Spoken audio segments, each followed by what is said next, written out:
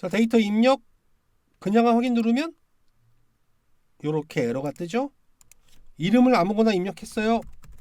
그리고 확인 누르면 첫 번째는 정상이지만 나머지 두 개 입력 안 했으니까 이렇게 뜨죠. 헬스를 사랑하는 남자. 안녕하세요, 엑사남입니다. 자, 이번 강의는 이전 강의에서 만들었던 유저 폼의 텍스트 박스, 콤보 박스에 데이터 유효성을 간단하게 걸어보겠습니다. 데이터 유효성이라는 것은 성명은 공백일 수 없다, 나이는 숫자만 입력한다, 콤보 박스는 리스트에 있는 것만 입력한다 등 유저가 입력할 때 가이드를 해줄 수 있는 제한사항을 말합니다. 즉, 유효한 것만 입력이 가능하도록 하겠다는 말이죠. 이전 강의 보시고 나만의 VBA 코드 사전은 만드셨죠? 24강을 안 보셨거나 봤지만 바빠서 아직 못 만드신 분들은 먼저 만들고 오세요. 앞으로 강의를 보면서 하나씩 정리하고 채우면서 공부하시면 부담감도 훨씬 덜하고요. 단언컨대 저한테 감사하게 될 거예요. 자, 그럼 집중하시고 강의 시작하겠습니다. 자, 데이터 입력 버튼을 누르면 이런 창이 떴잖아요. 이전 강의에서 했었죠. 안 하신 분들은 그 강의 먼저 하고 오셔야 됩니다. 자, 여기에 뜨면 여기에 이제 성명을 입력할 수도 있고 성별을 입력할 수도 있고 나이를 입력할 수도 있고 확인을 누르면 요 입력한 데이터들이 이렇게 쌓여 나가는 거였죠. 기억나시죠? 자, 그런데 입력할 때 아무 값이나 전부 다 입력을 받는 것이 아니고 우리는 왼쪽에 있는 요 기준대로 값을 입력받겠다라고 하는 거예요. 원래 이 유효성 검사는 굉장히 더 많은 내용들이 있고 복잡할수록 사용자는 더 편하겠죠. 기준을 잡아주니까. 우리 기본 과정이니까 최소한의 것으로 할게요. 최소한의 것이라고는 하지만 이 또한 실무에서 많이 사용하는 내용들이니까 집중해서 들어주시기 바랍니다. 자, 성명, 성별, 나이를 모두 입력해야 된다니까 얘들은 공백일 수 없다는 거예요. 공백을 누르고 확인을 누르면 이런 오류를 떨어뜨릴 거예요. 성명 누락, 성별 누락, 나이 누락 이런 식으로. 성명은 문자만 입력 가능하다. 얘는 숫자가 들어오면 안 된다는 거죠. 자, 성별은 리스트의 선택만 가능하다. 요 선택, 요 안에 리스트 안에 있는 버튼 안에 있는 리스트만 입력할 수 있고 쓸데없는 값은 입력할 수 없다. 자, 나이는 숫자만 입력이 가능하다. 자, 마지막으로 위 4개의 유효성을 만족하면 데이터를 쌓아 나갈 것이고 그렇지 못했다면 이런 메시지 박스를 띄어서 사용자에게 가이드를 주겠다 이 얘기입니다. 자, 코드를 보고 한번 설명을 드릴게요. 자, 얘는 뭐 굳이 설명 안 드려도 되겠지만 시트 1 모듈에는 이게 들어가 있죠. 데이터 인풋이라고 하는 프로시저가 들어가 있고 유저 폼을 띄워주는 역할을 하죠. 그러면 유저 폼은 이게 유저 폼이죠. 이제 지금까지는 뭐 유저 폼 01, 뭐 콤보 박스 1 이런 식으로 했지만 이제 여러분들도 사전에다가 사전을 가지고 정리하면서 하실 거기 때문에 그런 의미 없는 이름보다는 이제부터는 의미 있는 이름을 쓰는 게 좋겠죠. 그래서 이 유저 폼의 이름을 변경했어요. UF, 그러니까 유저 폼이란 얘기예요. UF 데이터 인풋, 데이터를 입력하는 유저 폼이다 이거죠. 그래서 데이터 인풋이라는 곳에는 그 유저 폼을 보여주는 역할을 하는 걸 넣었고요. 그 보여주는 역할을 하는 걸 넣은 것을 어디에 연결했어요? 이 버튼에 연결했죠. 매크로 지정 들어가서 해당하는 그 매크로를 더블 클릭해주면 클릭하면 이렇게 유저 폼이 뜨는 거잖아요. 복습 차원에서 설명했고, 자, 이제 그러면 최종 여기에 데이터들이 정상적으로 입력되어 있는지에 대한 유효성 검사를 하고 데이터까지 업로드하는 건 어디에 있냐? 이 버튼 안에 있겠죠. 버튼을 더블 클릭해주면 이렇게 길쭉하게 뭔가가 들어가 있죠, 그렇죠? 오늘 배우실 건 이 아래에 있는 데이터 체크에 관련된 구문입니다. 자, 코드를 보기 전에 펑션이라고 하는 것을 먼저 배워야 되는데 최대한 간단하게 설명을 드리겠습니다. 자, 우리가 만드는 프로그램은 기본적으로 서브와 엔드 서브로 이루어진 프로시저이죠. 서브와 엔드 서브로 이루어진 프로시저. 그래서 프로시저 1, 프로시저 2 그래서 두 가지의 코드가 있고 만약에 프로시저 2에 메시지 박스를 띄우는 내용을 써놓고 얘를 프로시저 1에서 사용하려면 콜에서 프로시저 2를 부르죠. 호출하면 얘가 얘를 호출하고 이 결과가 뜨고 그리고 끝나게 되죠. 여기까지 이해되시죠? 자, 펑션은 뭐냐면 자, 프로시저에서 특정 프로시저를 호출하는 것이 아니고 펑션이라고 하는 걸 만들어요. 펑션 1이란 이름으로 펑션이라는 걸 만들고 이 펑션의 형식은 뭐다? 스트링이다. 얘는 기본적으로 결과를 반환, 돌려줍니다. 호출한 곳으로 돌려줘요. 이게 중요한 거예요. 팩트. 자, 메시지 박스를 내가 띄울 건데 펑션을 호출해서 펑션 호출하면 이게 펑션이잖아요. 펑션이라고 하는 펑션 1이라고 하는 펑션 함수를 호출하고 그 함수의 값을 스트링으로 반환 받아. 그럼 펑션 1의 값은 뭔데? 펑션 1의 결과는 프로시저 사용이라고 하는 문자를 넣어서 그 문자를 스트링으로 반환해서 1로 보내 이거예요. 그래서 펑션 이렇게 간단하게 생각하면 이렇게 생각하면 돼요. 서브문은 내가 누군가를 호출하고 걔가 실행하면 끝이야. 근데 펑션문은 누군가가 나를 호출하잖아요. 그럼 나는 호출한 사람한테 결과를 줘야 돼. 결과를 주고 끝나는 거예요. 그래서 그 받은 결과를 가지고 무언가 하는 것은 호출한 놈이 하는 거죠. 프로시저 1이.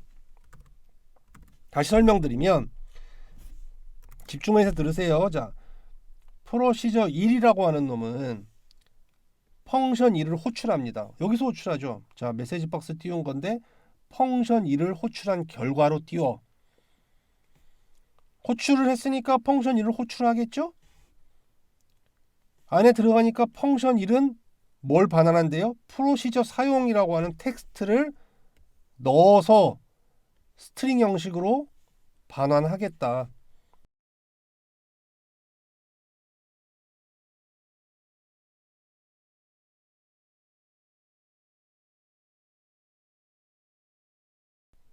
이렇게 되는 거예요.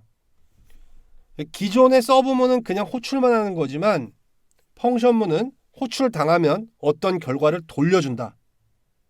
이게 팩트예요. 그럼 펑션의 다른 사용법이 또 뭐가 있냐면 이렇게도 할 수 있어요. 자, 프로시저 1에서 펑션 1을 호출할 거야. 아까 위랑 똑같죠? 펑션 1을 호출할 거예요. 근데 호출할 때 단순하게 호출하지 않고 나는 나한테 있는 값을 보낼 거야. 프로시저라고 하는 텍스트를 보낼 거야. 어디로? 여기로 보낼 거예요. 변수라고 하는 이름으로 받아. 프로시저라고 하는 텍스트를 보내면 괄호 안에 변수라고 하는 이름으로 받을 거야. 그러면 이 변수는 어디다 사용하느냐? 펑션 1에 반환값을 줄 때 받은 변수와 사용이라고 하는 문자를 붙여서 스트링으로 반환해 이 얘기예요.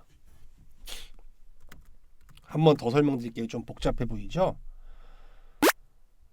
자, 프로시저 1에서 펑션 1을 호출하는데 변수를 던질 거예요. 변수를 여기다 던졌죠. 그럼 펑션 1은 얘를 던졌기 때문에 무조건 받는 걸 넣어줘야 돼요.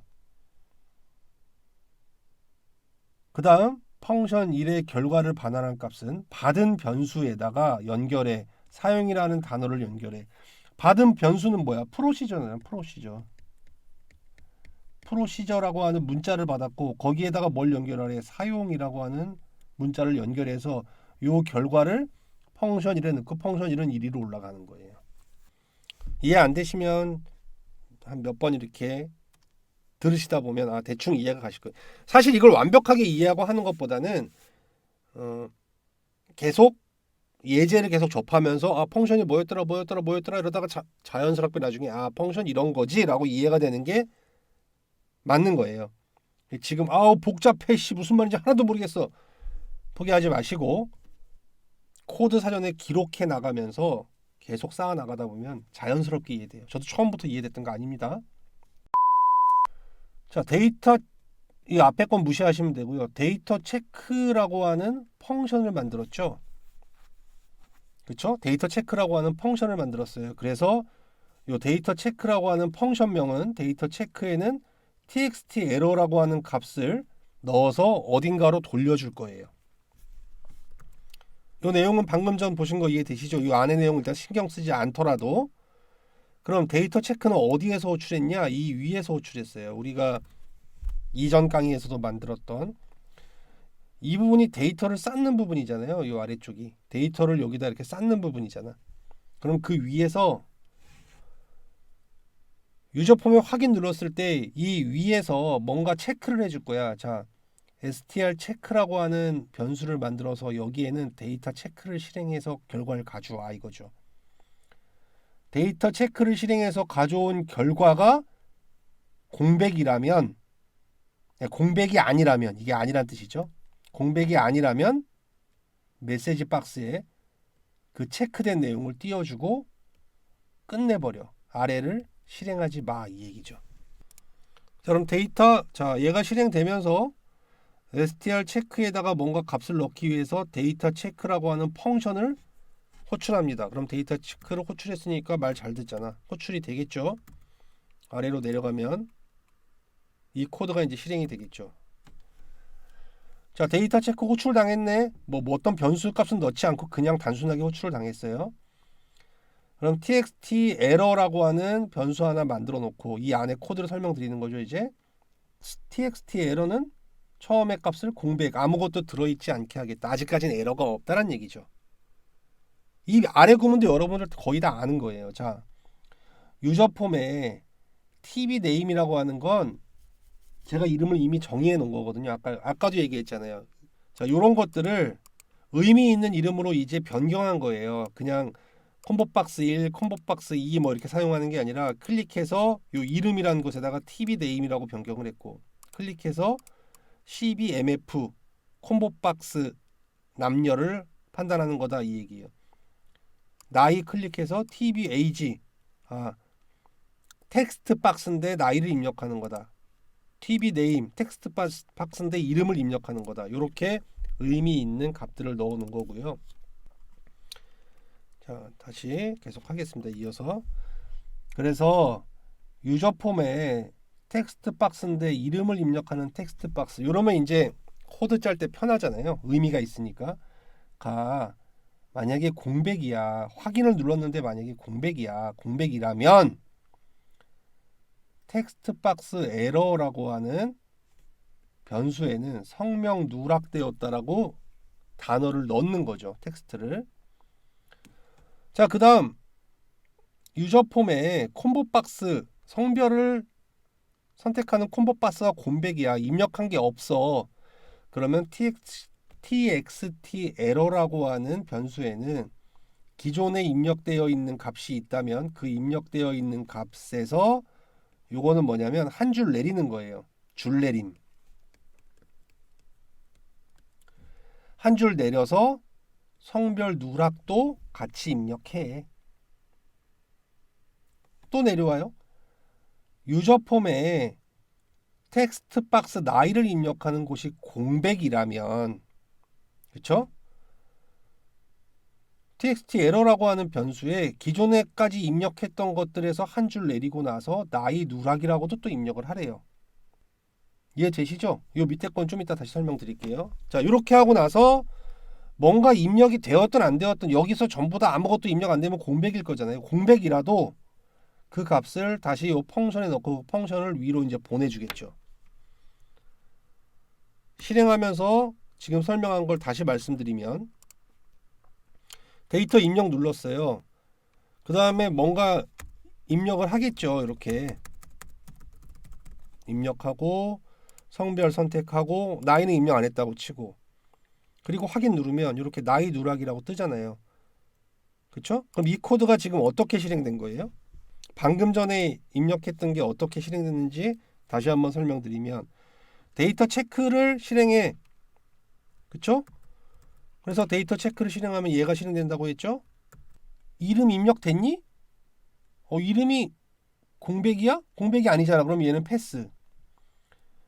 성별 입력됐니? 아까 성별 입력했죠? 공백이야? 공백 아니잖아. 그럼 얘도 패스. 나이 입력돼 있니? 나이는 공백이야. 입력된 게 없어. 그럼 얘를 타겠죠. 텍스트 박스 에러에는 나이 누락이라고 입력을 해. 물론 뭐 앞에 있는 얘가 있기 때문에 한 칸 엔터가 돼서 한 칸 내려가서 입력이 되겠지만 그런 거 신경 쓰지 마시고 나이 누락이라고 입력을 해. 그 다음에 그 값을 올려. 그랬기 때문에 조금 전에 실행할 때 뭔가를 나머지는 입력하고 나서 확인 누르면 나이가 누락됐다고 나오는 거죠. 자, 여러분 이제 하나가 더 있잖아요. 자, 공백이니 공백이면 얘 입력해. 공백이니 공백이면 얘도 입력해줘. 그 다음 공백이니 공백이면 또 얘도 입력해줘까지는 이해되시죠?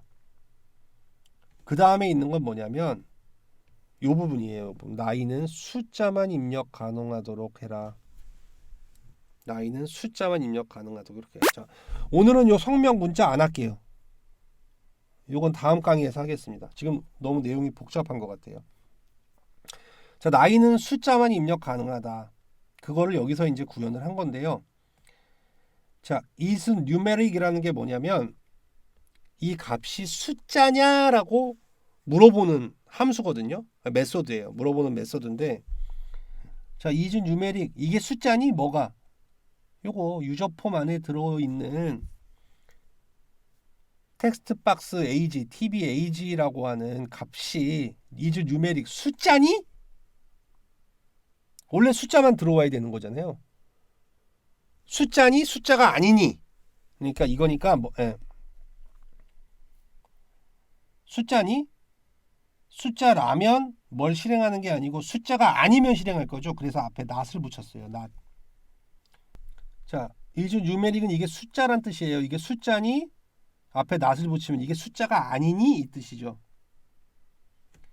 not is numeric 텍스트 박스 age, tb age. tb age에 있는 값이 숫자가 아니니 이거죠. 그렇다면 숫자가 아니라면 텍스트 박스에 에러를 또 띄울 건데 나이는 숫자만 입력 가능하다고 띄워줘 이 얘기죠. 그리고 반환하게 됩니다.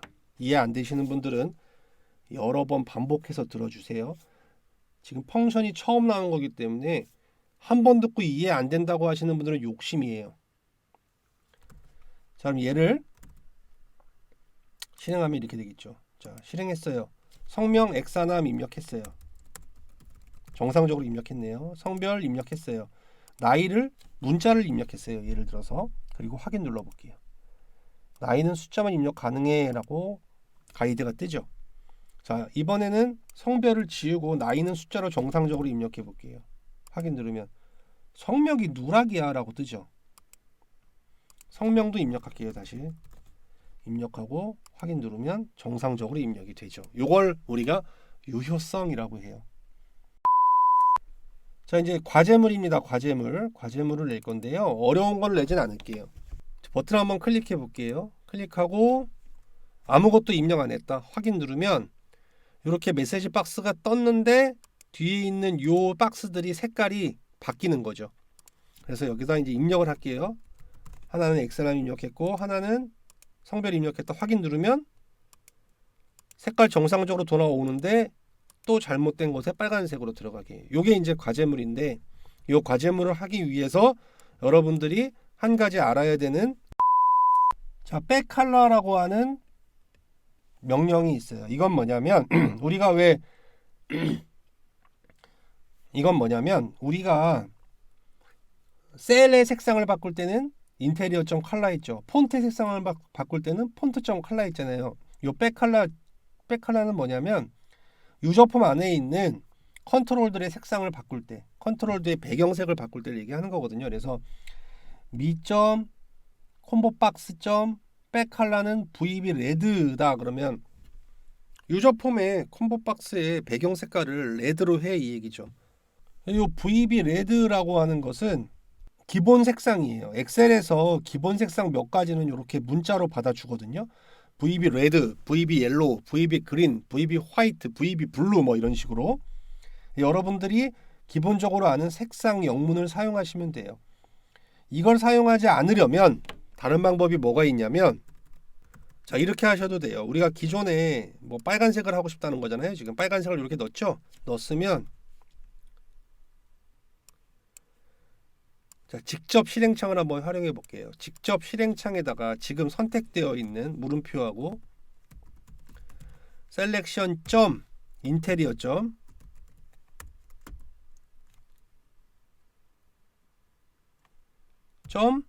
컬러 인덱스 아니에요. 컬러가 뭐니? 엔터 치면 255라고 숫자가 나오죠. 요 숫자를 여기다가 그냥 넣어도 돼요. 내가 다른 색을 하고 싶어 그러면 여러분이 하고 싶은 색 주황색이다 그러면 넣고 그 주황색의 컬러 인덱스 코드를 직접 실행창에서 인덱스 코드가 아니라 컬러 코드를 엔터 치면 이렇게 뜨죠. 얘를 복사해서 그대로 이 코드에 넣으면 그 색상으로 사용할 수 있습니다. 이것도 중요한 내용이죠.